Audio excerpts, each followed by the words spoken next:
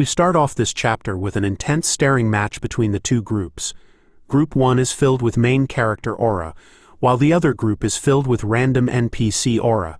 Granui looks at them with a smirk on his face, telling Tutor that after seeing who he hangs around with, he clearly understands his standards now. He adds on that he knows Tutor's worth by simply looking at his commoner friends that surrounds him. The blonde hero reminds the bully that in the academy, nobles and commoners were not differentiated, meaning that all students who enter the school are to be treated equally, regardless of their backgrounds. But Granui brushes that fact away, telling Tutor that he can't do anything about it, especially since he couldn't do anything during the Nighthound incident. Throwing that in struck a chord with the blonde hero as he tried to justify that he was sleeping during that time. Granui could only laugh about that, telling Tutor that losers always come up with some sort of excuse, releasing gas from his body as his friends put on gas masks on their faces. Granui proudly claims that if he was there during the incident, then he would have been able to catch the Nighthound. The group are alarmed to see an endless amount of gas coming towards them from the bully's side. Tutor tries to cover himself from the gas using his arm, asking Granui if he intends on showing off his skills inside the school. While the hero was panicking, Vikir stood calmly at the back, smelling the gas and thinking that it was some sort of paralytic. Even the little cotton ball, a descendant of Madame Eight Legs, started to sniff the air, following Vikir's actions and breathing in the toxic gas. Granui calls him Little Action, something cute, indicating to Tutor that this threat was simply to show him a difference in their strengths. Seeing the reaction of Tutor's group, the bully starts to mock them, telling them to fall into despair after feeling the gap between their strengths. After all, in his eyes they were ignorant fools. But as he was saying those words, the little cotton ball opened wide, and within seconds, without Vikir understanding what was going on, the gas that was spread all around them started to be sucked into the little madam, as though it was a vacuum cleaner. Vikir looks at baby madam, shocked by the speed of how she was absorbing the poison fog. He starts to think that she likes to eat poison as food, and as soon as she is done sucking in the poison fog, Vikir quickly covers her to hide her from everyone present. After opening his eyes, Tutor was confused by what was going on, as the poison fog was no longer present around them. Seeing that nothing else was happening, Tutor realized that they were scared for no reason, and believed that Granui still possessed a tiny bit of logic in his small brain, recalling his attack before anything worse happens. But even the group of bullies were confused by what was going on, as they didn't expect Granui to stop in his attacks. Granui, after seeing what happened, was the most shocked by the current situation. Staring at Vikir, who for some reason is leaking poisonous gas from inside his shirt, thanks to baby madam, Granui believed that he had seen the fog suck towards Vikir just now, but thought that he had seen it wrongly. Instead of fighting against Tutor's belief, Granui acts along with it, declaring to him smugly that he had bestowed upon them a generosity that was deeper than the abyss, and that using poison on the Ice Corp's idiots, whose brains are made of muscles, was a waste. Taking the fight to the bully this time, Tutor walks towards him, calling out Granui for how he kept looking down on them this entire time. In a menacing tone, the blonde hero threatens the bully, asking him with a death stare if he wanted to have a go between them.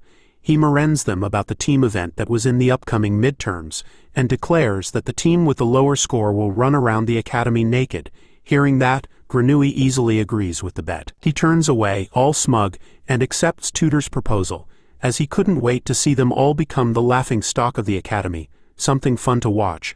After the bullies had left them, PG went up to Tutor, apologizing to him for getting into this mess and taking the blame for it. But to Tutor it was all good, since he personally wanted to crush Granui's ego for once in his life. Even after hearing that, PG started to cry. He believes that he wouldn't be of any help to them for the bet, since he only saw himself as a low-rank expert. The blonde hero places his hand on the little man's shoulder, assuring him that it was fine, since he was smart, and along with his ability to observe is amazing. As the group headed off to where they were going, Tutor explains to them that the midterm team event requires a 4-man team, so Sancho and him will take the front, while PG will be located at the Spirit Tower in the middle. And as for our boy Vikir, who showcased his excellent skills in using the bow and arrow, will be taking up the vanguard. With their positions and skills, Tutor was sure that they would get a high score, and since it was them, there was no way they could lose to Granui's group. Hearing that gave PG a new sense of confidence as he agrees completely with Tutor's plan on winning the midterm event. but his sense of confidence was cut short as Vikir raises his hand in the background, revealing to the group that he had already formed a team with someone else, and would pass off the chance to be with them in the midterm event. The entire group were shocked to hear this. So Vikir repeated the fact that he had already formed a team with someone else, and that he couldn't break it off as promises were important to him. All three of the boys were in complete shock over this shocking fact, while in their minds they were hoping that at least Vikir could read the room and understand their issue. But all of this was not clear at all to our boy, as he remained clueless over what they wanted from him. The scene then changes to showcase an arena. It was filled with students from all the branches in the academy. They were cheering loudly, screaming at the top of their lungs over what was going on. It turns out that Dolores's team had entered the stage, a celebrity amongst the students. As they cheered even louder upon her appearance, they screamed at her over how she looked amazing this year, and that she was the capital's pride. Undeterred by the screams of adoration from the students in the stand, Dolores remained focused, her eyes unwavering from the test before him as she donned her armor. Here's a little background on what is going on. The Colosio Academy's midterms will be shown to outsiders. There are a total of 3 subjects in the midterms: a team test to evaluate defense, an individual test to evaluate offense, and a theory exam, painful for most students. In today's defense test, hologram magic is used to manifest a dungeon inside the arena. Teams will battle against dummy monsters that are veiled with dense earth golem hologram magic. As we see now, massive ant-like monsters were being created in the upcoming battle for the students to face off against. The blue symbol on the student bodies was a shield magic that veils the students' bodies, will receive a fixed amount of shocks, and will appear as a score on a board far away. The students will form parties of 4 and defend against a monster wave. Grades will be evaluated based on contribution and how long they endure. The hit points or HP given to students will decrease every time they are hit by a monster, and when their HP reaches 0, the test will automatically end. There are 3 rounds, each round being 20 minutes, and if they can hold out for 1 hour, they will receive full marks. The best grade for this term came from the 3rd years, as the crowd were amazed by the performance of Dolores' team in their match. The party of the school president, Dolores, held out for 58 minutes, unfortunately, but they obtained the best record among the 3rd years. PG started to write down his notes, informing the group that since the graduating 4th years aren't taking this exam, then Miss Dolores's party had set the best record for this midterm. He continues to talk about how normally the 3rd years reach the 3rd round and the 2nd years reach the 2nd round, and so he determines that if their group holds out for 20 minutes, then they will be at the top of their year. But Tutor cuts in, reminding him that 20 minutes wasn't something that they could be satisfied with. Tutor states that in order to crush Granui's ego, then they would need to at least get halfway through to the 2nd round. As he said that, another student appears, telling Tutor that he would at least get that far, because with her in their team it wouldn't be a problem. It turns out that Bianca had joined the boy group as their archer. She confidently tells the boys to make sure that they tank well so that the monsters don't rush at her. As a thank you, she would then get all the monsters for them.